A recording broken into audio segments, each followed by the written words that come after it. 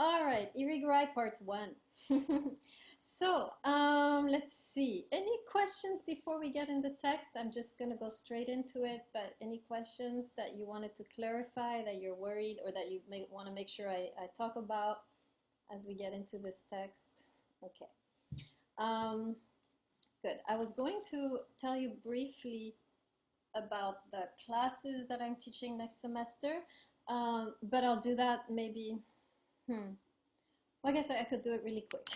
Okay, so you're all invited, right? This was actually, let me get into the text and then afterwards we'll do it. So, can someone remind me though? So, like, as you see me conclude, can you raise your hand and be like, who can do that? Who can volunteer to remind me to talk about these classes? Okay, Sarkeesian and Gonzalez, you're both responsible. So, towards the end, as you see me conclude, right, you remind me of this. And then, and guys, please stick around so I can tell you a little bit about the classes I'm teaching in the fall. Okay, so can I need an explanation of page 18? Let's see if I'm going to talk about it at all. Yes, I'm going to talk about the whole page. Can I? So you're good. All right, let's get started. So today, in case you didn't notice, because she's pretty subtle, trying to get comfortable here. Okay, so today, in case you didn't notice, right, because very poetic, we are going to talk finally about sex, right? It's about time. In a class on love, you cannot skip this very hot topic. And it's good, right, that we have at least one class in college dedicated to an advanced level of sex education. Because whatever sex education you have received, it was probably pathetic. I'm just gonna say, right? If I remember the sex education I got, well, this is long time ago, but basically I think it's still the same. The message was this: don't have sex, and if you have sex, here are all the diseases that will happen to you.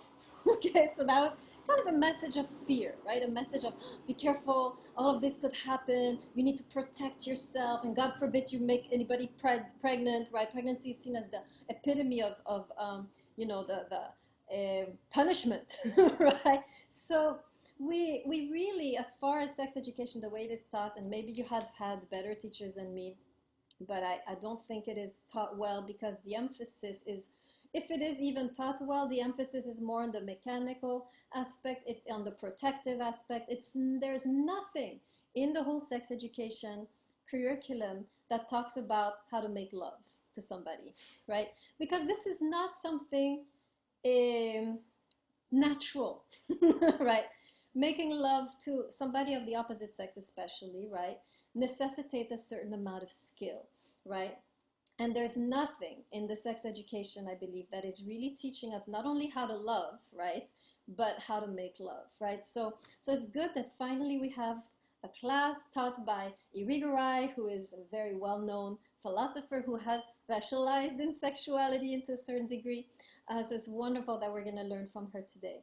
I mean, beyond sex education, what do we have teaching us? Movies, pop songs, and again, it's total disaster, right? What you're gonna see from a movie is a couple having sex in the elevator with no foreplay, nothing, and the woman is enjoying it. She's not, right? She's not. Just get it out of your mind. No woman is enjoying the sex in the elevator, right? So we get this impression from this kind of very, passionate, torrid sex scenes that we have in the movies, right? We get a sense this is how it should be, but actually when you're with a real woman or a real man, happens very differently, and you start to wonder if you're deficient in any way, right? You're not. The movies are just a complete fairy tale, right? And then, of course, we have the wonderful availability of porn, right? Which is also a source of information for some of us, right? And again, we know now, we always knew that porn is a patriarchal, right? The optic is the male pleasure. If you want to learn to make love to a woman, you need to run away from porn, basically, right? You will learn nothing. In fact, you will learn the opposite of what to do if you want to be with a woman in the right way, right? So the porn is focused on the male pleasure. Nothing is ever done with regards to the female pleasure, right? You will not learn anything about that. And in fact, you will ruin whatever technique you already have or talent you already have, right? Through this kind of very male phallocentric perspective on sex, right? So we don't have much, right? We don't have much, and we don't even have classes in college about it. But now, today, finally, we will learn something, hopefully. Okay, so what we need to realize, and this is what Irigaray realizes, is that sex is very much an art, right? Some of us have more talent, it's true, but ultimately, even if you're talented, you need to refine your skill, right? How many of you had to learn a musical instrument when you started? Put your hand in the screen. When you were young. How many of you it was a stringed instrument? Like, or no, when anything that doesn't sound good right away, like a trumpet, or not a piano, right? Not a guitar, but anything outside. Okay, Gonzalez. All right, so you'll be the only one relating to me. I did violin. So when you start out with the instrument, no matter how much talent you have, you're not going to sound good. Okay, it's going to be, I mean, by the way, some people do sound good right away, even on a stringed instrument. When I used to teach violin, I had a 4-year-old kid. He put on his bow, he started to pull, and I was like, what? Takes 4 years for people to learn to make that sound, right? So some of us, it's true, have really wonderful natural technique, right, when it comes to sex. But even those people, they will plateau if they don't develop their skill. And the rest of us, right, who do not have maybe this, amazing talent that some of us have, right, we can also develop the technique, right? Anyone can learn to play an instrument decently, no matter how good their ear, no matter how good their technique, no matter how talented or untalented they are. I remember, like I said, I used to teach violin before teaching philosophy, and I had all kinds of kids. You can do it, something with all of them, right? All of them can get to a certain level, right? Kanai wants to learn violin with me. Those days are over, thank God. Right? So it's the same with sex, right? Some of us do have natural talents. You can have a night with them and it will be nice, amazing. But even the talented among us need to develop the skill. Why? Because you need to basically learn your instrument. This is really what makes you a good lover, right? If you want to know in a nutshell, before going into the text, what will make you a great lover, know your instrument, right? I was a violinist, right, for many years. So for violin, we need to learn where to put the fingers, where to put the bow, to have the optimal sound. If the bow is too close this way, it will scratch. If it's too close that way, you won't hear anything. You have to really find what works for the violin. The same way, if you want to become an amazing lover, you have to learn your partner. What do you like? What makes you feel good? And memorize the moments that she or he, right, enjoys you. So that's the thing, right? This is why, by the way, a lot of experience doesn't make you necessarily a good lover, because it's a lot of experience with different people. Whereas every person, you have to switch the technique. It's like saying, oh, I play tuba, trombone, and trumpet, and now I'm gonna play this violin. No, right? Just because you have experience with tuba, trombone, and trumpet will not make you a good violinist, right? Because now you have to switch, unlearn everything you learned with the tuba, right? And now you got to apply it to the violin. So actually, less experience, the better, perhaps, right? Because you don't have to unlearn what you learned with the tuba and the trombone. You can kind of focus on your violin. Now, of course, even if you had a lot of tubas and trombones, doesn't help you, but you can still, of course, develop a good playmanship with the violin, right? All I'm saying is that the experience with the tuba is not going to help you with the violin, right? So that's the same thing in sexuality, right? Even if you've known a lot of people, when you're with a particular partner, you actually have to unlearn a lot of what you did with other partners because they're different. And you have to relearn what is unique to them, right? And the more capable you are of attuning yourself to your partner, the better the sex, obviously. Okay, so let's get into the text today. We're going to learn this art together. So I want to talk briefly about the title, right? The wedding between the body and language. Let me write this in the chat, right? So this is an interesting title, right? Because we know that Irigaray is post-wedding, post-marriage, right? She's writing in a context where, especially France, right, in the 60s, later, 80s, 90s, she's writing in the 90s here. She's writing in a context where marriage is not a value anymore, right? Most couples in France are not married, right? But they have lived together for 20 years, they have kids, they have homes, right? we are really in France in a post, much more than here, in a post-marriage society. And so she's writing here, so it's interesting the word she's using, wedding, right?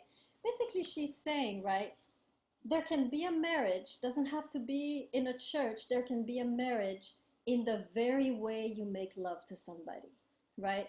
So she's saying, you know, marriage is a value, but you don't need to go in front of a priest to get it. You need to actually, this is something that you can create in your relationship by the way that you make love, right? You can marry someone, right? You can become intimate by the way that you make love. You can have a marriage contract and never truly become married in the flesh, you know, or in the spirit, and in the spirit, because they go together for her, right, with your partner. So many married couples, right, never become truly merged, truly married, truly never really know true intimacy, right? So she's saying the marriage happens in the bedroom by the way you make love. You can actually create this intimacy that many couples, even they have the marriage contract, they do not have, right? So it's interesting. So interesting also, wedding, so she's talking here about body and language. She means here body and the heart, right? The soul and the flesh, right? She's saying the two must be merged, right? This is about merging the soul or the spirit or the heart with the flesh, with the body, right? Very often when we have sex, right, it's a body thing, right? It is very rare, those of us who are able to express our souls through the way that we engage with someone sexually. It is not easy to do that, right? This is already next level, which we'll talk about. So that's kind of about, so it's interesting because here she's really saying the body is the place where the soul really can become expressed, right? Where the spirit really can become expressed is the body. And this is, of course, very different from what we learned, for example, in Plato, right? Remember Plato, common love, right? Lower love, higher love. Here she's saying the lower love, right? The carnal, sexual love can become the higher love. But we have to learn to love a certain way for that to happen, right? So basically the whole text, what she's saying here is that the carnal, right, relationship can become a higher love, right? This is unlike Plato. But this depends on how we engage in it, right? You can have a carnal or sexual relationship which remains very common, right? Very low love in the Platonic sense. But she says, we can also transfigure our sexual life and make it the expression of spirit. And at that moment, it becomes a higher love, right? So according to Irigaray, we can transfigure our sexual relationship or our sex lives, right? And make it, right, the expression of our spirit, right? It's really hard to write. I can't do this today. Our spirit or soul, right? That's what she's talking about. That's what she's aiming for. How do we get to that point where our sex life becomes the expression of our spirit and our soul, and not just, you know, going through the motions and, you know, just about, you know, just strictly about arousal and pleasure. There's more that can happen, right? And that we're missing often. So that's what she's pointing to. That's what she wants us to get to. But before that, we have to go through the sequences. She's going to talk to us about three levels of sex, right? And again, she's not judging, right? She's criticizing, but there's no moral judgment. Like, if you do this, you'll go to hell, right? There's no moral judgment. There's just, here's first level, here's what's missing. Second level, here's what's missing, and then the third level, right? So we can see it as levels of our sexual maturation, right? Which, by the way, we all go through. We all go through level 1, 2, and all of us, right? But what she's saying is that too often we remain stuck on one level, and we have to be aware that there's a next level, right? So let's go through these three levels. I'm going to write them down here. So the first level I'm going to call level 1, beginner sex. This is high school sex. We'll talk about it in a second. So, by the way, I'm going to use Buberian terminology. Beginner sex, I, it. And we're going to study the philosopher Sartre.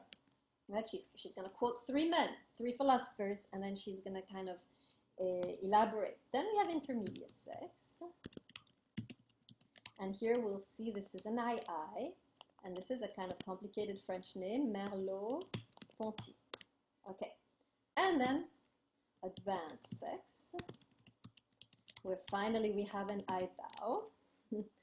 And there she will be developing the philosophy of Emmanuel Levinas. Okay, those are the three levels we're going to explore. And you will recognize all of us are at one of these levels or have been through these levels, but you will recognize yourselves. Okay, I'll summarize and then we'll look at some quotes. Level 1. So this is what I would call kind of the hookup culture that you have more often in high school, in some, you know, kind of college campuses. This is kind of a pretty common here in the States, actually, right? Maybe not so much in Queens because y'all are from more traditional families, but I'm sure you had some taste of it in high school and so forth. So hookup culture is this: you have sex not because you necessarily want to, but you have to. You have to, otherwise you don't have status, right?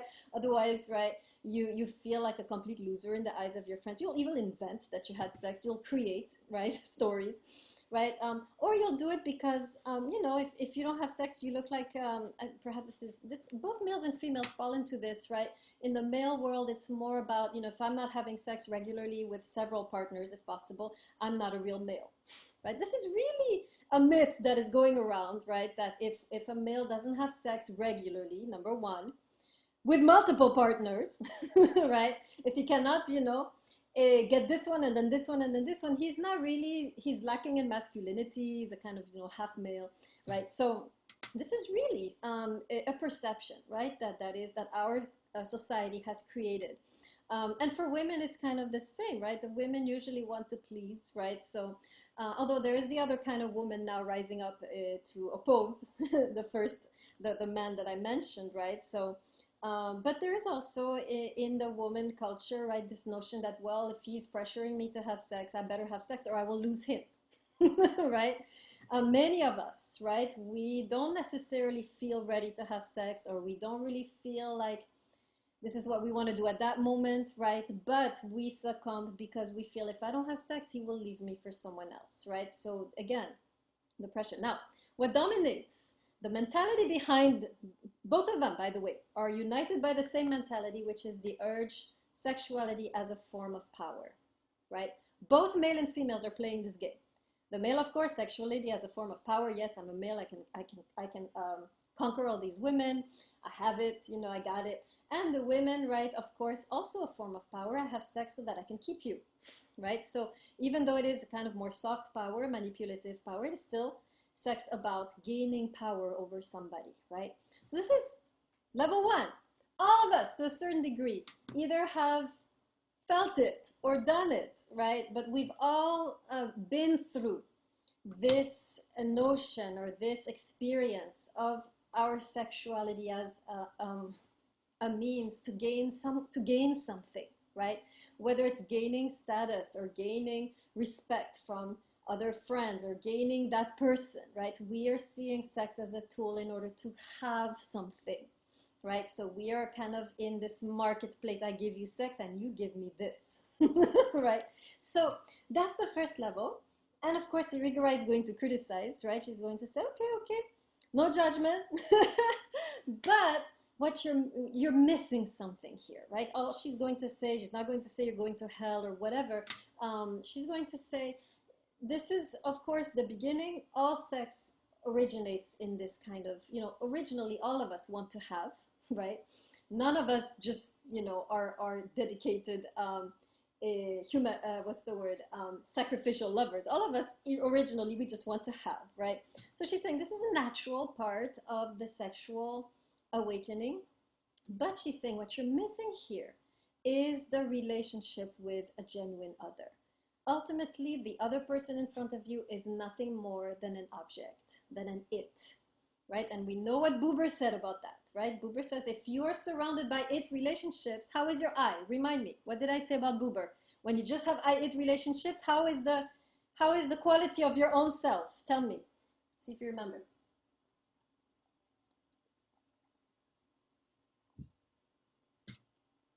Sarkeesian.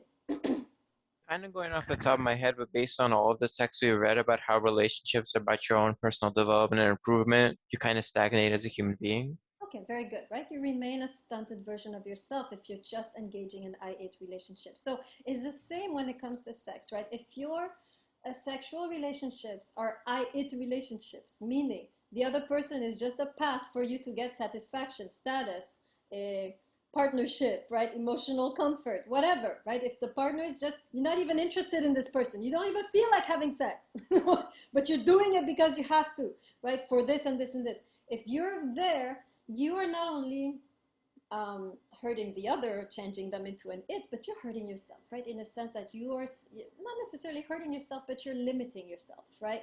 You're limiting yourself to remaining a stunted version of yourself, right? And so she is advising that we move on to the next level as soon as we can. I've used the expression fast food sex, right? You need a quick fix. And you can, today it's so easy, you know, you go on Tinder, you swipe, and boom, you have a date. And if you get lucky, they're interested in the same thing as you, right? Fast food sex, right? So this is where we are, right? So let's read a little bit what she has to say, and then we'll go into the intermediate level. Okay, page 18. Top of the page. If this is the case, wave at me if you're there. Okay. All right. So here she's commenting on Sartre's philosophy, right? Sartre is the one saying this, right? Sartre is the one, this is page 18, the top, right? He's the one saying that all sex is about power, right? That's what he wrote, right? In one of his books, all sex is power, all sex is a form of control, right? Or possession. And so she's responding to him. And so she says this, right? If this is the case, right? If you're right about all sex is power or a form of control or possession, how do I desire the other and enter into a carnal relationship with him? In Being a Nothingness, right, that's the book that Sartre wrote, Jean-Paul Sartre maintains that the only possible ways to enchant him, right, because we want to get something out of the other, we seduce them. Not like in the Song of Songs, right? We find a way for them to succumb. So you can give them some alcohol, a little bit too much, right?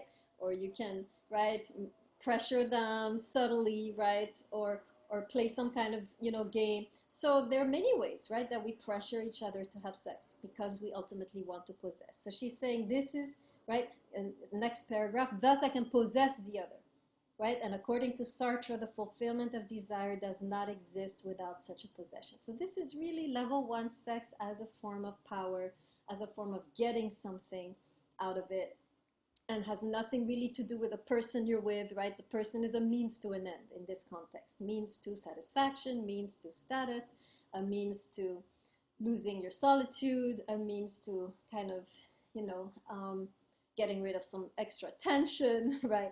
This is how we see that. Okay. So hookup culture, most of us have outgrown it for, hopefully. We are now, a lot of us in the intermediate level. This is when we tell ourselves, all right, I'm done with just going around with whoever. I'm just gonna be by myself, take care of my own needs. And we kind of develop, after a few heartbreaks, right? We kind of develop a kind of thing like, I'm gonna just take care of my own needs.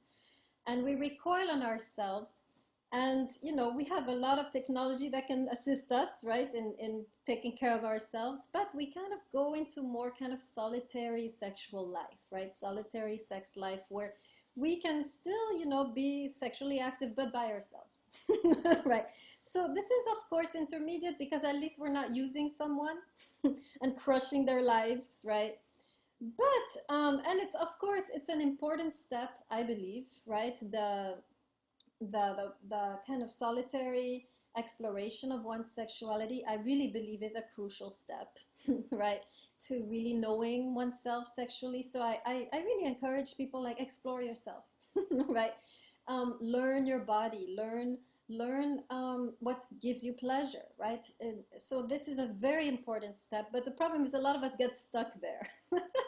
Right? Because it's true, it's hard to get out there. The dating world is like ocean full of sharks, right? So we tend to, it becomes easy to just stay home, right? With the internet, right? And what Irigaray is saying, this is a necessary step in sexual development. It's important to take time to explore your sexuality, to learn your body and so forth. But she's saying, don't get stuck there, right? Why? Because we cannot forget, she will remind us, and we'll read in a second, we should never forget that sexual pleasure is about connection, right? We tend to forget that sometimes. We think that, sexual pleasure is about me getting some release. Me getting finally rid of this tension, right? But no, sexual pleasure is really ultimately about connection, right? I don't think we are taught enough in our civilizations about in our Western civilization of how precious our sexual energy is, right? We tend to think of it as something we need to waste as much as possible or expend, right? And we don't realize that this energy actually is very precious. Some cultures that have understood this are the cultures of the East, right? If you go to India or China, at least traditional India, traditional China, there's a lot there in terms of learning to channel this sexual energy and not waste it, right? Not expend it too much, right? I'm not saying never expend it because you'll explode, right? But I'm saying there is a whole level that one can acquire, right? Where we learn to channel that energy rather than just boil and then explode, right? So I know, for example, in India, they actually have certain yoga exercises to help you bring the energy back up, right? So that it makes you actually more smarter, more ambitious, right? Actually, in India, in traditional India, they advise not to have sex until you're 21, right? Because they say, no, when you're a teenager, you need to use that energy to become good at school and get a job. And it's true. Once you're not expending that energy somewhere else, the energy becomes very powerful, powerfully channeled through your mind, through your ambition and so forth, right? So they actually say you need to hold off so that you can channel that sexual energy into your studies, right? Sounds very, very, very Indian. And then you have China, ancient traditions also where they say if you expend it too much, you're going to lose vitality. You need to actually moderate yourself, right? And they also have breathing exercises and so forth to help with the channeling, right? So it's very, I believe it's really important when you're in that solitary phase, right? Because it's not always easy to find a date that, or if you want something serious, you're not going to find it in the street, right? So we will be very often thrown back on ourselves for perhaps months or years, right? What do you do then with your sexual energy, right? So I would really encourage you, go to these ancient texts, right? Ancient schools of sexual education, right? And learn these practices where you can really learn to channel your sexual energy and purify it so that you can then offer it to someone, right? This is something also that we don't teach in the West, is how powerfully one's sexual energy can heal your partner, right? We don't learn this. We're not aware of this because we kind of think of sex just like as having fun, right?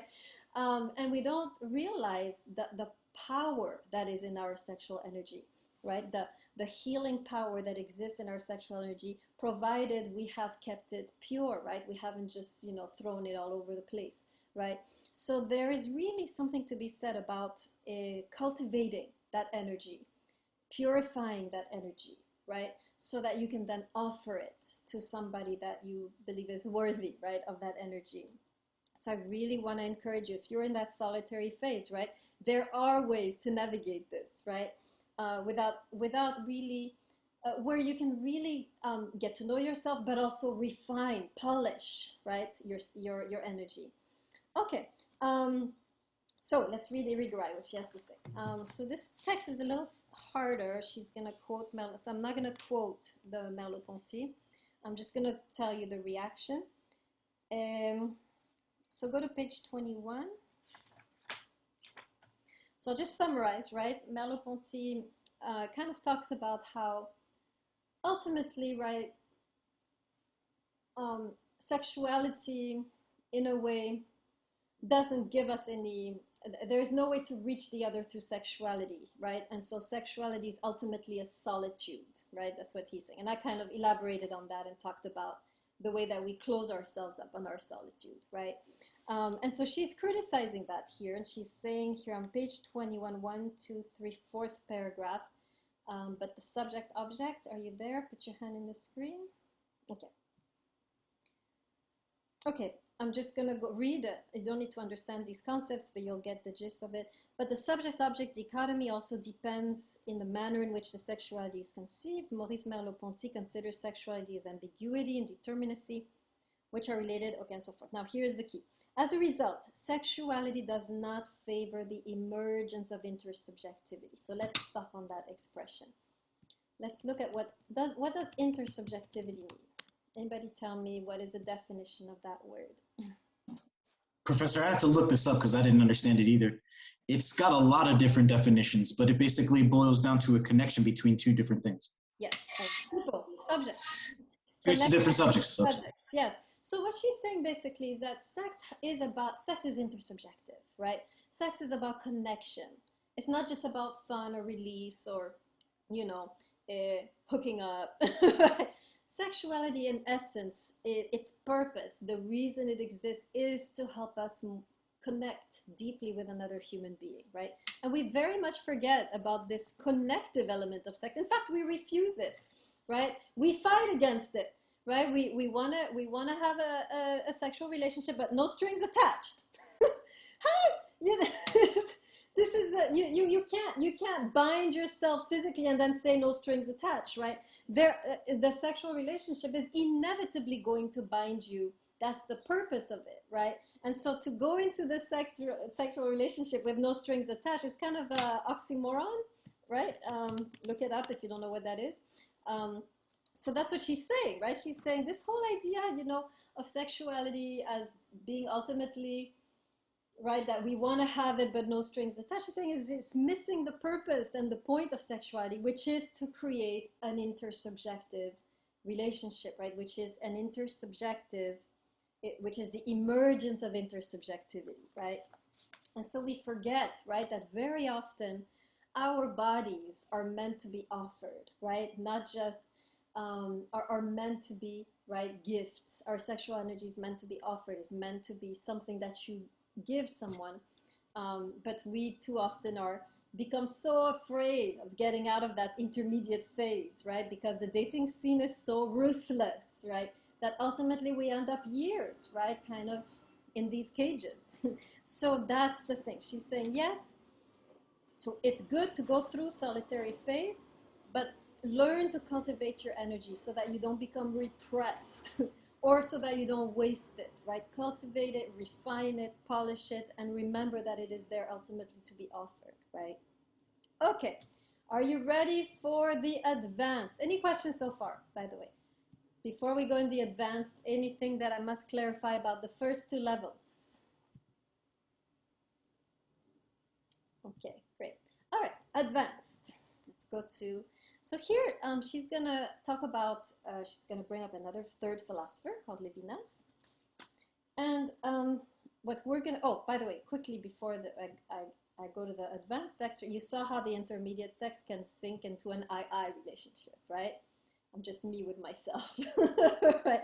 The other has been lost somewhere along the way, right? So it's not an I-it, right? That's good, right? When you're by yourself, taking care of your own needs, and it is an important part of sexual maturation, right? But if you get stuck in it, you get really stuck in an I-I dynamic, right?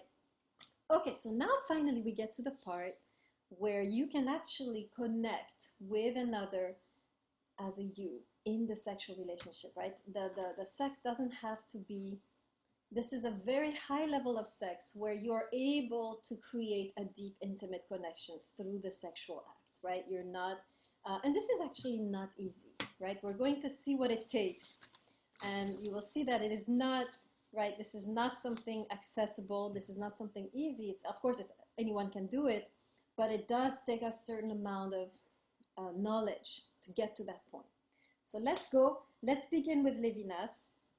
So what she's going to talk about here in this whole context is a way of touching, right? It's a way of touching the other, right, sexually, which creates an I-thou connection. Right? All of you know already that's and the way of touching the other sexually, which creates an I-thou connection, she calls, or Levinas also calls, the caress. Right? Okay, so that's the concept we're gonna look at, right? So remember, we did the I-thou with Buber, right? We talked about how we can relate to someone so that they are revealed as a thou and not as an it. Now she's going to bring this into the sexual context. She's going to say, well, there is also an I-thou way to have sex, right? And we ought to learn this, and we ought to practice this, because this is the most advanced level, right? So this is what we're going to learn. Now, this I-thou way of touching, she's going to call the caress. And this is a concept that she borrows from Levinas, right? So the first quote we're going to read is from Levinas, and then we'll read her commentary. Okay, so let's go there. Page 24, third paragraph. Description of what is this way of touching, which will create an I-thou connection in the context of lovemaking. Okay, so everybody with me, the caress consists, put your hand in the screen. Okay, all right. So here she says, I'm going to read, and you need to tell, I'm going to ask you at the end, right, what's one word in the American language that encapsulates everything he just said, right? So this is Levinas, he says this, the caress, so this way of touching, right, through which you can connect to the other as a thou. It consists in seizing upon nothing, in soliciting what ceaselessly escapes its form toward a future, never future enough, in soliciting what slips away as though it were not yet. I, or it, and I wish to add this is man's caress, it searches, it forages. It is not an intentionality of disclosure, but of search. In a certain sense, it expresses love, but suffers from an inability to tell it. Okay, it's very poetic, right? This is a man writing, by the way. And she's going to then develop this idea. So what is Levinas trying to say here when he's talking about touching someone in a way that you seize upon nothing? This should ring familiar. This sounds like Buber. Remember when Buber says, he who has thou has nothing, right? And now he's saying the caress seizes upon nothing. So there are connections. Levinas is thinking of Buber, right? Can anyone tell me, what is he talking about? This kind of searching, foraging, exploring. What one word in the American language that kind of encapsulates what he's trying to say here? It starts with an F, and it's not the word you're thinking of. Okay, F-O. F-O-R. Foreplay? Thank you. Okay, what Levinas is talking about here is the art of foreplay. So I'm going to stop a little bit and talk more about this, right? I want to talk more about this because this is, first of all, what is it? And second of all, why? Why should we do it, right? Why should we take the time for this? So, foreplay, I will explain. It's anything you're doing. So now I'm going to be a little more focused on the man, right? Versus the woman, because that's the one she's talking about, right? So what she's saying here, she's addressing herself to the man, right? She's basically saying, if you want to really be in a sexual relationship with a woman where she will feel like a thou, you cannot skip the foreplay. So what is foreplay? Foreplay is all the time you take before, the actual, before climaxing, let's say. This is all the time you're taking to kiss the person, to hold the person, to talk to them, to caress them, to hug them, to all this stuff you're doing, right? Exploring their body, right? Kissing them where they want to be kissed, and so forth, right? All of this thing you're doing, which normally we do so that, so that you can get to the main course, right? She's saying this is the most important, right? The time you're taking to explore a woman's body, to learn all of her erogenous zones, right? Because there are many. I compare a woman to a kind of treasure chest with many locks, right? So if you want to open the treasure, it's not enough just open down there. right? There are many locks, right? These are called erogenous zones. You need as a lover to find them, because if you find all the locks, she will open to you in a way that you have never experienced before, right? It's not enough to just enter her. This is the last lock, right? But often, very often, men, they miss the other locks, all the erogenous zones that where she begins to open up. Because you see, I'm going to explain this so you can understand. When you're touching those erogenous zones, it can be her lips, can be her breast, can be her belly, can be behind her knee, can be, right, there's so many places behind the ears, right, so many, the neck, right, so many places where you can touch, right, a woman. You're not just opening her body, you're opening her heart, right? The woman's body is intimately connected to her heart. If you take the time to open her body, you're actually taking the time to open her heart, to relax her, basically, right? When her heart is open is when you want to go in, not before, right? Because if you wait until her heart is open, meaning she has fully opened, her whole body has opened to you, right? Then you will have an experience which you've never had with any other woman, right? You will have an experience of total surrender on her part, right? So it is so important. What Irigaray is saying is so important, because very often the men, they go straight to the genitals and they get it on, right? Because that's how the male is built. Male is happy just doing that, right? But if you want the woman to truly surrender to you, you have to get the other locks. You have to find, there are at least 6, 7 other locks that you have to connect to before you really enter her. Because that is, in a way, as you're doing this, you're also opening up her heart, right? And so that's what she's saying here. She's saying, take the time to open her whole body, right? To open her whole heart. Once her heart has opened, you can enter her and it will be an amazing experience, right? But if you skip that, 2 things will happen. She will feel used, right? And you won't get the pleasure you could be getting out of a woman who is fully open, right? Now, there are different types of women. I agree. Some women open up super fast. You kiss them, they're ready, right? And you have to understand that there are many types of women. Other women take 50 minutes to open up. Other women take a whole 3 months of dating a certain way before they open up, right? So depending, some women open up slowly, some women open up faster. It doesn't mean that one is frigid and the other one is hot, right? It's simply that there are different types of women, right? So if you happen to be with a woman who doesn't open up right away to you, you want to begin exploring these other locks, right? So that you can get her to open up also. So there are 2 main reasons why you shouldn't skip the foreplay in the way that I described it, right? The different locks. There is an ethical reason and a pleasurable reason. So ethical reason, pleasurable reason. Okay, so the ethics.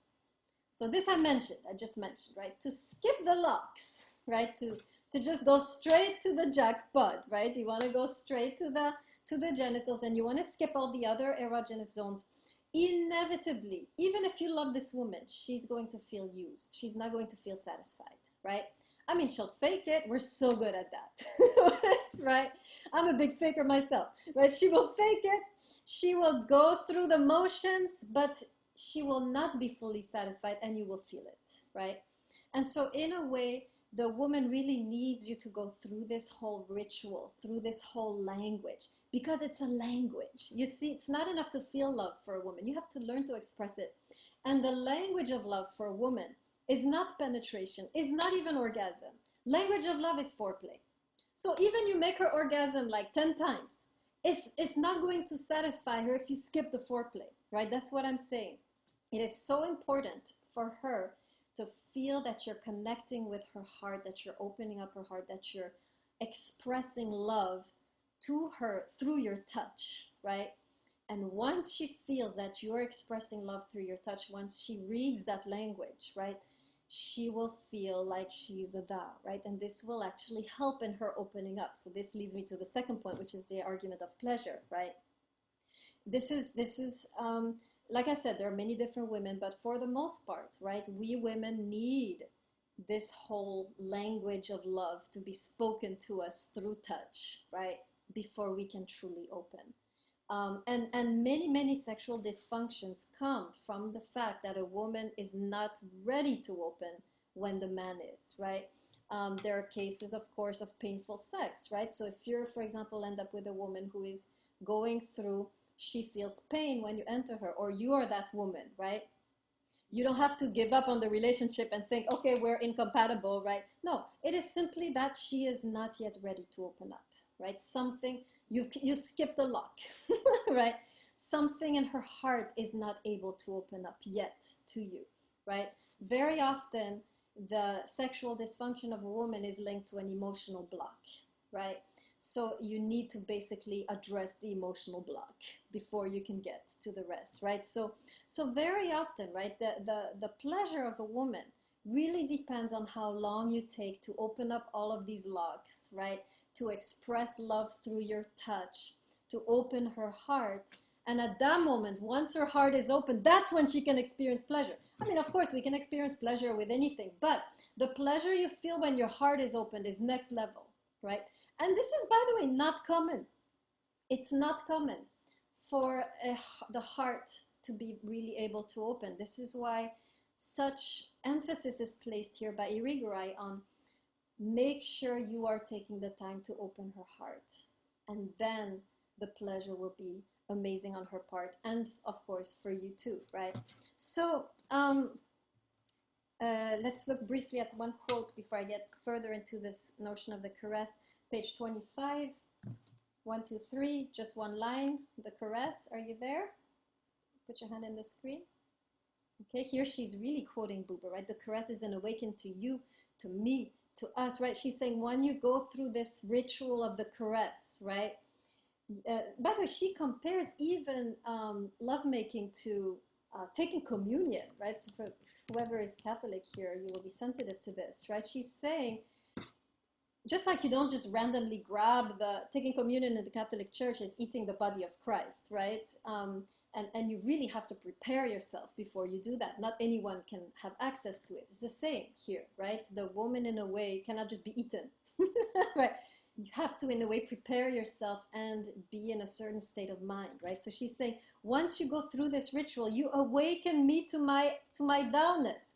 You awaken yourself to your true I, and you awaken us to the intimate relationship we finally are able to have now, right? Because you have taken the time to unlock me, right? So she continues with a really interesting concept called the gesture word, just going deeper now into this concept of the caress. So go to page 26, second paragraph, where she's saying, the caress is a gesture word. Okay, so let's analyze this concept briefly. What does it mean, a gesture word? So first of all, what is a gesture? And then what is a word? So let me start. What's a gesture? Can anyone translate that word for me in ordinary language? Gesture? A gesture is a physical representation of communication. Excellent, right? Actually, you translated the whole thing. Gesture word is a touch which expresses a word, which expresses an intention. Okay, gesture word, she's saying this is a touch which is expressive of something within yourself. Basically what she's saying is this. When you make love to someone, it needs to be a gesture word, meaning it needs to be the expression of something you're feeling inside, right? Making love is a language. Sex is a language supposed to express what you're feeling in your heart, right? If you have nothing in your heart, why are you speaking that language? That's what she would ask, right? If you have nothing in your heart to express, or if your heart is ambiguous or confused, it's not yet the time for you to start speaking that language, right? So what she's saying is we need to be very, very careful that whatever we're doing in the body matches what is in the heart, right? In other words, what she's saying is that ultimately advanced sex, right, intimate sex, it rests, it depends on emotional maturity, right? You can't have good sex, right, without, so no good, I'm writing this down, right? No good sex, no good or intimate, right, sex without emotional maturity. In other words, you need to have developed a certain depth of feeling for that person before, and the deeper your feelings, the more amazing the sex, right? Very often we have sex with someone and it's like, it's like, it's average. Well, look at your heart. See how average your feelings are for that person, right? Don't blame their body. Don't blame their technique. Look at the average feelings that were inhabiting you before you did this, right? So very often our sex lives are average because our emotional maturity is average, right? And so this is why, by the way, the couples who have the most amazing sex have lived 30, 40 years together, right? They have such emotional depth in their relationship that their sex life becomes so expressive of that, right? So make sure you have reached a certain depth of emotional maturity before you enter and speak, right, this language of the caress, right? Because this is really what lovemaking is about. It's about expressing love, right? And again, to have an I-thou relationship, right? The context of a I-thou relationship necessitates, right, that your lovemaking is infused with love, right? This is how you get to an I-thou. If your heart is not really there, inevitably you fall back on the I-it or on the I-I, right? So it's very important. One of the key components of advanced sexuality is advanced emotional maturity, right? So, by the way, I don't know if you remember in the Song of Songs, but we have a hint of that. We didn't study it, but we have a hint of that. I think I mentioned it in the book. You'll see it. The moment that they actually have sex, we didn't talk about it, right? I kind of bypassed that, but it's a moment where he enters her garden, right? And this expression, entering the garden, is typical in the ancient Near East to indicate a sexual relationship, right? So he enters her garden, but before he does so, does anybody remember? And if you read my book, you will know by now. Does anybody remember the name he comes up for her? He has a name that he calls her 7 times before he enters the garden. Anybody remember or know from reading my book or from remembering the text? Nobody? What were some of the names you saw in the Song of Songs that he would call her? We're reviewing. Yes, but it's not the one I'm thinking of. Castillo. Lily. Yes, he calls her his Lily. It starts with a B. This starts with a B. And he calls her this 7 times before he enters her garden. B-R. B-R-I. Come on, guys. Yes, Kanai. Bride, right? He calls her my bride, 7 times. And then he enters her garden, right? Not before. So as long as she was still his sister, no. All right. So switches, right? You sense the emotional intensity. We didn't study it, but it's there if you go back and read, right? There is a kind of crescendo. Emotional intensity is rising in the man before he enters the garden. So this is kind of what we have here, right? Making sure if you want to have amazing sex, the deeper your emotions, the more amazing the sex. If the sex is average, look no further than inside your own heart. I'm going to write this down. You can quote me on this. The sex is average, right? Look no further than in your own heart, right? We forget this. I mean, it's so crazy because we have emphasized so much technique. I mean, if you read Cosmopolitan, right, the magazine, it's all about technique, this, technique, that, here's what you can do, blah, blah, blah, right? We've emphasized technique so much, and looks. We've emphasized looks. I mean, this is just so pathetic. Like, we have either looks or technique in this society, right? You have to have a 6-pack to please me. No, right? So looks and technique is what we emphasize in our civilization, and what we forget is what really makes the difference is the emotional depth, right? And very often, we are not satisfied in our sex lives, and we try to think, oh, maybe they're not experienced enough, or they don't look good, or I've just lost interest. Why this happened? Because your heart was never at a deep level, right? If your sex is average, your emotions are average. If your sex is amazing, you have a high capacity for feeling, right? So that's the idea here. Okay. By the way, this is why you can, let's hit another myth. This is why you can never measure sexual compatibility by sleeping with the person, right? You know how it is, right? You're dating someone and, you might marry them, but you want to first test them, test drive them, right? So you say, look, we have to sleep together so we can see if we're compatible, and then we'll decide if we date, right? I've heard this exists, right? You can't do that. Why? Because the woman will never truly be herself sexually if you're not committed to her. This is so important to remember.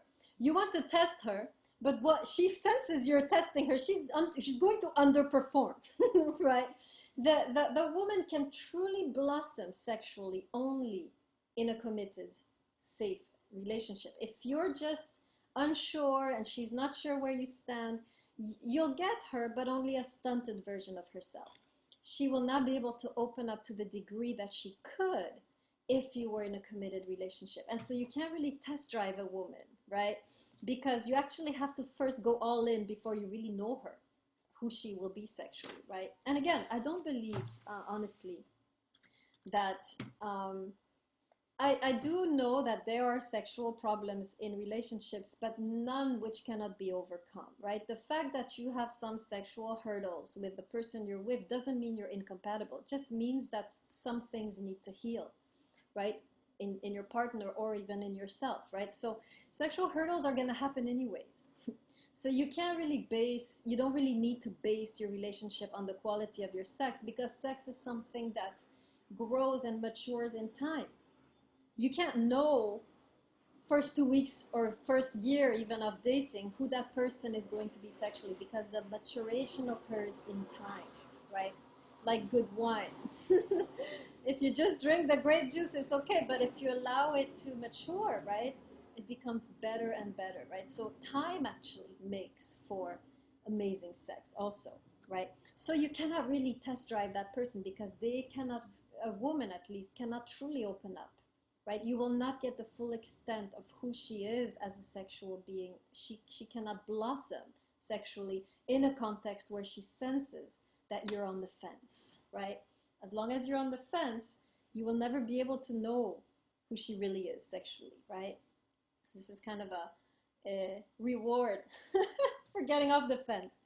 Okay, so all right, in conclusion, any questions before I conclude? Any questions? This is your moment, actually. Finally ask questions about sex. You have open space. Open free space to ask any burning question you've ever had. No questions, you guys, your sex lives are perfect, flawless, everything good. You're so lucky. Okay. Good, so I'll conclude. All right, so conclusion. So I tell this story each time I conclude on this. So I'm technically a vegan, but I went to visit Argentina, and I thought, I can't be in Argentina and not taste, right, the steak in Argentina's specialty. So I put aside my veganism. I was with a friend. I'm like, okay, we're going to do some steak. So we cook it and everything. Four, you're not going to let me tell my story? Four, go ahead. Can I ask you a question? Yes. All right. So you don't have to try different, persons to find out what you actually like? You see, it's like ice cream, okay? Every woman is a different flavor. So, and every woman is good in a way, right? I mean, there is no woman which doesn't have something, right? So you really, yes, you could technically try all the flavors, right? But the woman doesn't truly reveal her true flavor until you are really with her for a long time. So you can't really, what I'm saying is that you'll get a little bit of each flavor, but it's not the true woman. You see what I mean? You can't say, unless she's yours, who she really is, what she really tastes like. That's the craziness, right? It's not like shopping, right? We tend to see sex as shopping. I'm going to try this and this and this. Oh, I like this, right? Because the woman will not reveal her true taste unless you're really with her.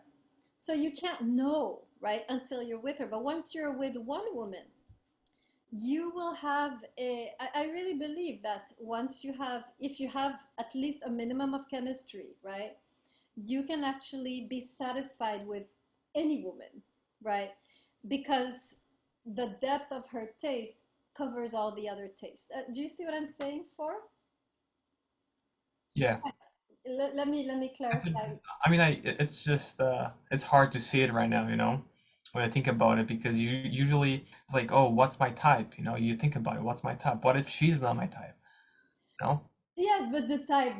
You can tell the type, I think, just from kissing someone. You can tell the type by looking at them. You know what I mean?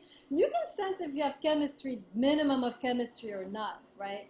Like I can be at a date and within 2 minutes I'll tell you if he's my type. Maybe some guys need a couple dates, I have to admit, because they take a little longer. But you can tell within a couple weeks, month of dating if she's your type. You know what I mean? The sex is not, there's no, the knowledge you will get through the sex is a knowledge that is only to the initiate. You see what I mean? You can get tons of knowledge as an uninitiated person by sitting at a dinner table, asking her what she likes, and you get a lot of information.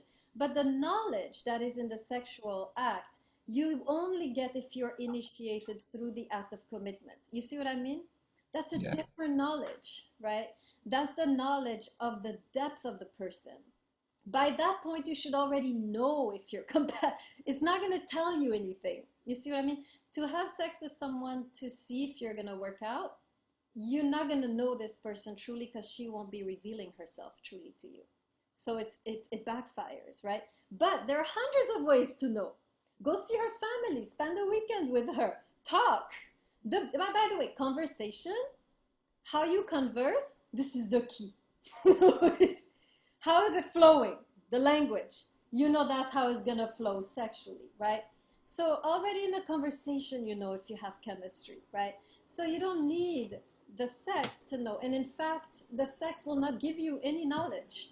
It's a knowledge which is reserved for the initiate. Am I making sense, For? Wow, thank you. Yeah, it makes sense. Okay, great, great. Thank you a lot. Awesome. Gonzalez.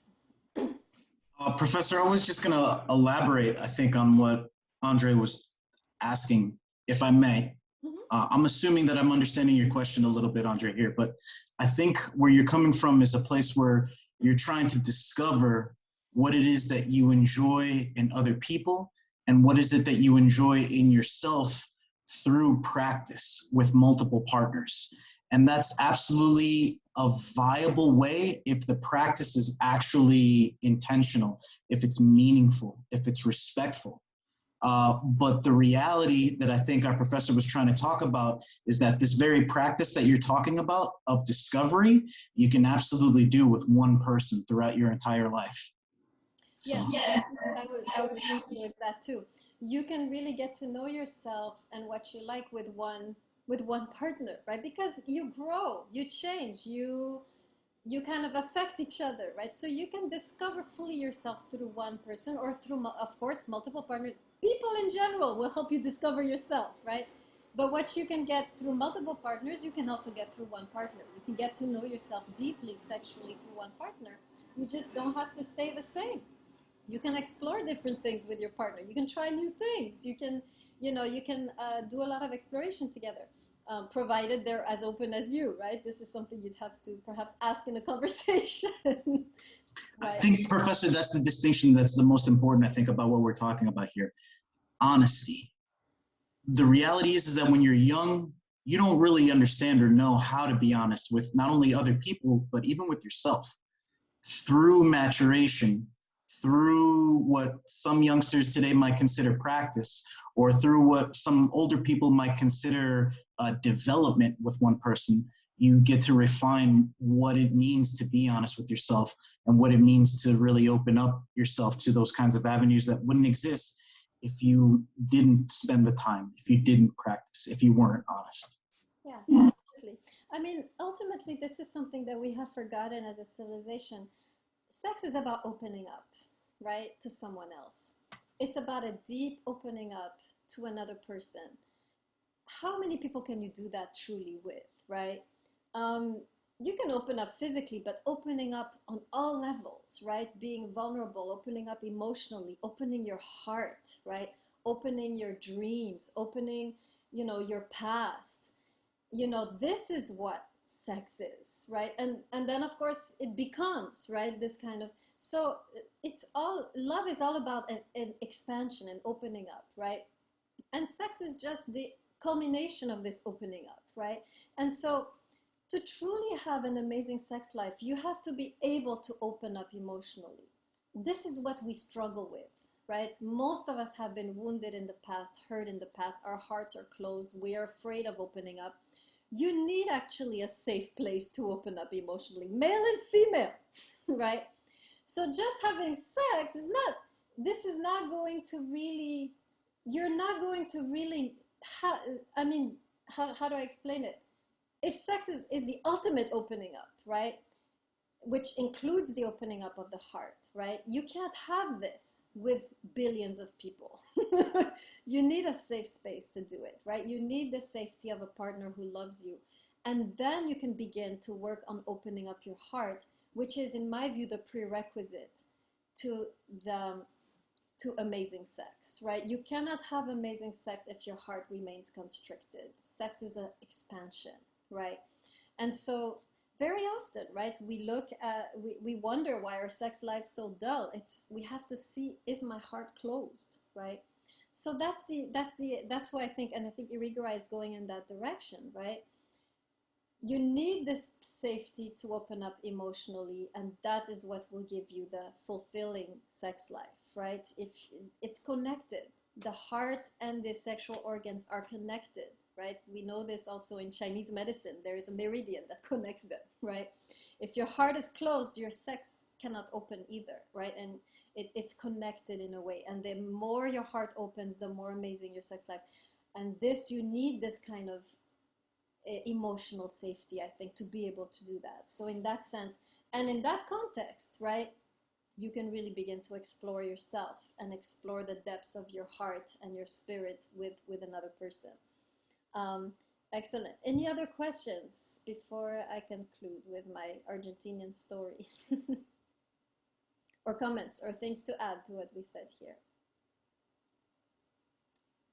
Okay. All right, so where was I? So I was in Argentina, and I had to taste the steak, and we were making it, right? And then I took a bite when we were done, and oh my God, it was the most ecstatic experience I've ever had. It was like, it just melted, and then it just like disappeared. Like, it was so amazing. And I turned to my friend, I was like, what the hell? Like, why is this so different? Like from, American steak. Like when I go to a steakhouse here, it's like, it's like I'm choking on the meat. I have to chew like 5 hours before it goes down, right? So what do you think? What's the difference between Argentinian steak and American steak? Let's be a little bit unpatriotic. Why is Argentinian steak so much better than American steak? That's what I want to know. The reverence to the qualities of the steak, maybe? Yes, it's the cow. The difference is the cow. The ways the cows are raised here, right? And the ways the cows are raised in Argentina is totally different.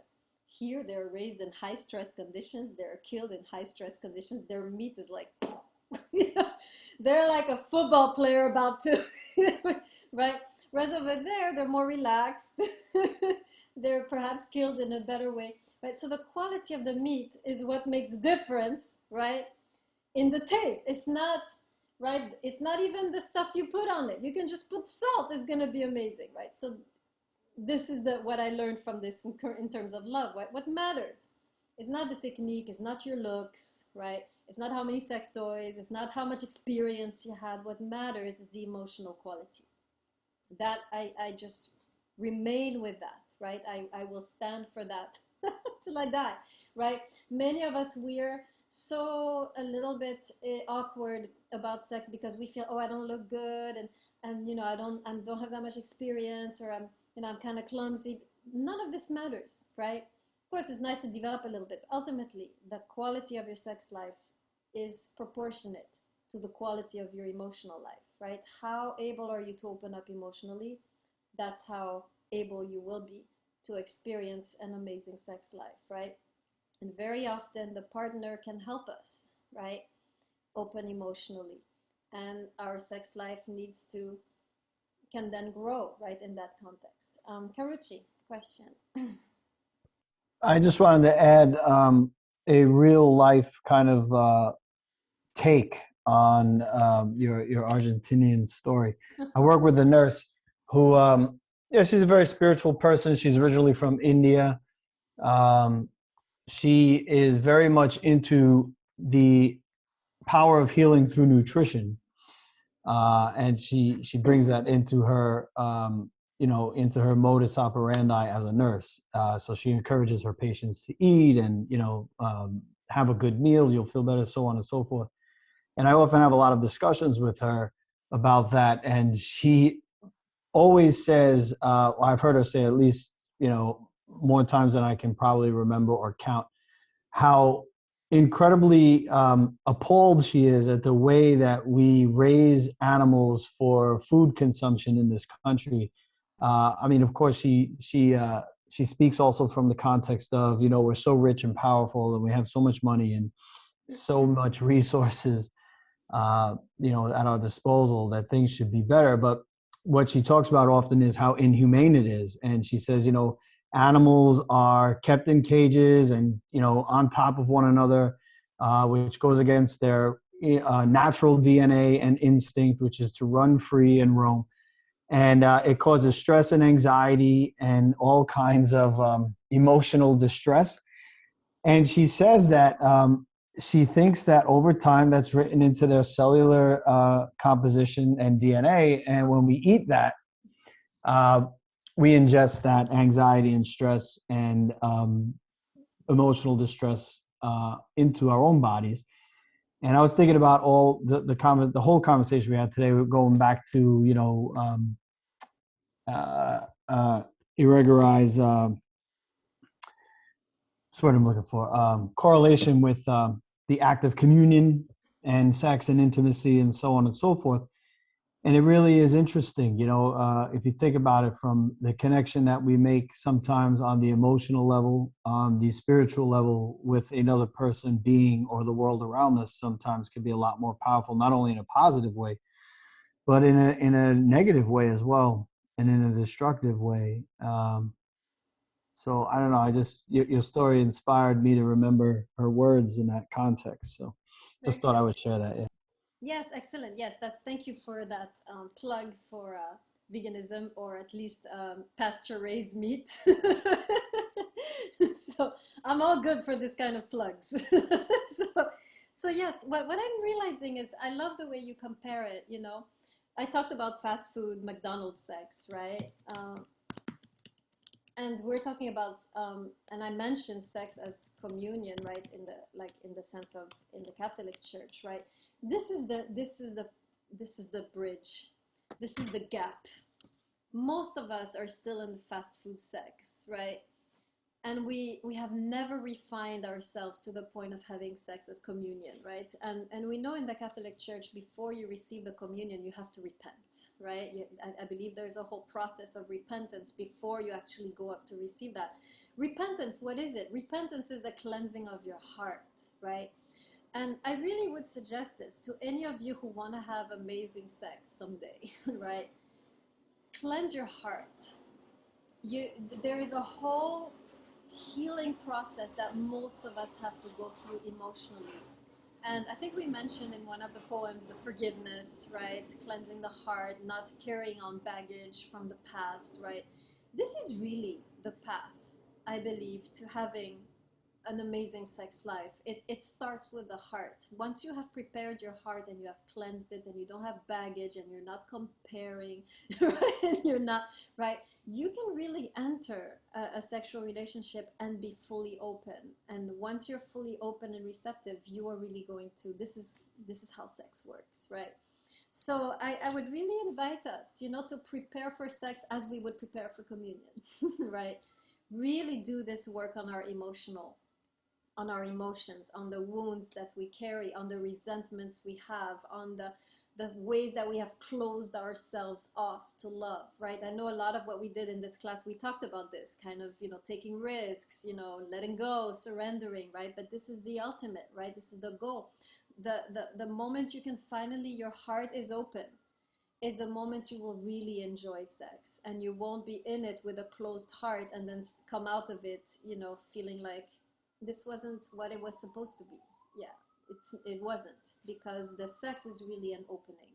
And if part of you is not open, is not going to be what you expected, right?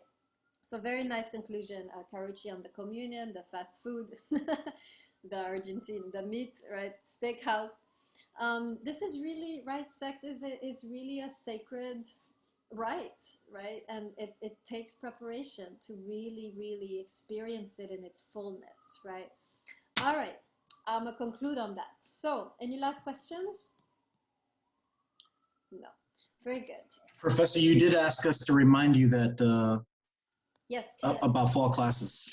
Very good. Okay, fall classes, guys. You're all invited. So this was Ethics of Love. You're now ready for all my other classes. So there's a really good class I will teach, Philosophy of Religion. This is 116. Yes, take it. What? Yes. I said they should take it. It's excellent. Carucci, wasn't it? So 116 is going to be an exploration of suffering. This is the ultimate question. If there is a God, why is there so much pain and evil in the world, right? And we're going to look at 7 different answers to that, 7 different philosophers who struggled with this question. And they each give very unique answer to the problem of suffering, right? How do we suffer? Why do we suffer? So this is a class that I will teach. It's a hybrid, so I'll only teach it in person once a week on Monday, 4:45 to 6. So I think there's still room for 5 more students for that class. So you're welcome to join it. And so it's Monday in person, and the rest of the time, kind of like this class, right? You had some videos to watch. It's the same one. And then there's another upper level class, 1:45. This one, it's completely in person, Tuesday, Thursday, 3:10 to 4:25. And this is a class I actually came up with right after the 2016 elections, when we were having all this xenophobic, racist, anti-Semitic occurrences in the country. And so I designed the class to respond to that. And so the class is really centered around the theme of the stranger. Why, as societies, we actually need the stranger, that the stranger is not just a crisis or a problem. The stranger actually, we need it to really grow. And why even as individuals, we need to learn to encounter the stranger in our world in order to grow, right? This is kind of, we've seen this kind of with Buber. We'll be doing Buber in more depth in that class also, right? So this is really a class about really kind of, how do we grow at the contact of a difficult other, right? This is really kind of an advanced class in relationships, in the sense that here we are with a challenging other, and how is that other actually good for us? So if any of you are in challenging relationships, right, or you're worried about the state of the country, right, the rise of xenophobia and racism in our, or, you know, the rise, there's always been racism, right? So, right, if you're worried about this, right, so it's also kind of a more politically oriented class. We will be addressing current issues through the lens of these philosophers. So if you're looking at something more like either how do I deal with difficult strangers or difficult others, or how do I address the hatred of the other that exists in our country, right? How do we begin to reflect on the hatred that exists in our country against anything that is not, right, a certain prototype? So we're really going to be addressing that in the class. So you're really invited to go there. It's a little harder class, a little upper level, but right after this class, you should be ready for that. That class is the same as PHIL 262. Is the same class, but different course numbers. Okay, any questions on the classes I'm teaching? And then of course there's this love class. So if you want other people to take it, please tell them. I think it's full, but if I might make an exception. This is the love class is Wednesday, 4:45 to 6. So if you want anybody, if you want to push anyone to take this class, you can bring them to that. Jaeger, you have a question? Yeah. So if you don't have, if you're not vaccinated, what would happen with the hybrid classes? So you're not planning to get vaccinated, Jaeger? Not right now. Not right now. Something actually came up. I was planning to, but then I actually got COVID. Oh. Yeah. I mean, will you get vaccinated in the future? Will you join the class? Yeah. I want to get vaccinated. Yeah. I'm just waiting for it to pass. Yes, so if you have, actually, me too, I just got vaccinated, so I have to wait actually to be in person until like the mid-September. So I'm actually Yeah. lagging behind too, so I'll be online with the first few classes too. So yeah, you can join those classes and I'll stick you online until you can join the class. Yes, so any of you, Okay, cool. as long as you're joining at some point, Yeah. Oh, in you person. can Okay. only join our class and I'll just give you the online option. Yeah, Okay. Thank you. sure. Anybody else? Any other questions? Okay, guys, it was such a pleasure. I'm gonna miss you. Oh, you were so amazing. I So I really. did have a question about the final assignments that we have. I Oh think my God. as per your announcements, you were saying that all final assignments, everything that we have left to do is due by Thursday, right? Yeah, because the grades are. I need to do the grades by Thursday night, by 6. So how are you doing on the reading of the book? Because really, like, I don't know if any of you already started, like, because it's kind of tight now, right? I got to be honest, Professor, I have not started reading your book, no. I know, right? It's like I'm a little worried about that. What should I do? Because the summer is a little tight, right? To give big projects like that. I think Um, read it, but yeah. can I make a well, not it's not my suggestion, but last semester 116, as we came down to the wire, you made it an optional um, thing that someone could read and submit a review for, and you would add like points to their total. Yeah, but that was 116, which was unrelated to the book. Here's what I'm gonna do. You would have to read the first chapter, the introduction, the preface. The preface, very important. You need to read for sure. Preface, introduction, and one chapter. And so if you don't have time to read the whole thing, read that, right? And do the review based on that. Now, I really strongly suggest you read the whole thing because it's really worth reading the whole thing. But if you're struggling and you want, I mean, and you can also do the review and then continue reading, right? I mean, the book is more of an invitation, right, for you to read it. So, but I would be satisfied with a review based on the preface, the introduction, and then the chapter of your choice. We could do that. Does that sound feasible? Yeah, that sounds more than reasonable, Professor. Yeah, Thank you. I think that's good. And then, of course, you're free to continue reading it. And I saw right now that the Kindle is only $11. So please don't use the PDF I put. I hate that PDF. It hurts my eyes. I don't know, like, how any of you will enjoy the book if you read the PDF I put on the blackboard. So I saw a really nice version on Amazon. For $11, you have the Kindle. So I would suggest that if you can't buy the real book, which is like, I can't afford it. So I don't know how you could. I'm very angry with the publishing house. Like I told them, I told you I wanted to give this to my students. Why are you making it $60? You know, so I'm already like fighting with them over the price. But yeah, it's very unfortunate. So yeah, okay. So yes, so you have a test coming up on all three: Buber, Kierkegaard, Irigaray, and then you have your essay due, and then any back test or essay, any test or essay you didn't do, you can hand in, and then the Song of Songs, as I said, my book, the review. And you can just give me either a screenshot of the Amazon review or you just write it out on a little piece of paper and whatever, you can put it in the drive so I can find it. Any questions on what's due? So can I, yes, one page, exactly. Very good question. It's 3 pages total, the test, a long test. 3 pages total, single spaced. Each question is a comprehensive question, right, on the philosopher. So it takes about a page to answer. Any other questions? Professor, concerning the test question on Irigaray specifically, that's just based off of our understanding of our discussion today? Yep, that's it. You Okay. Yep, ethics of sex. That's what we did today. Yep. Okay. You should be good. Anything else? All right, guys. We're going to conclude. I'm going to stop the recording.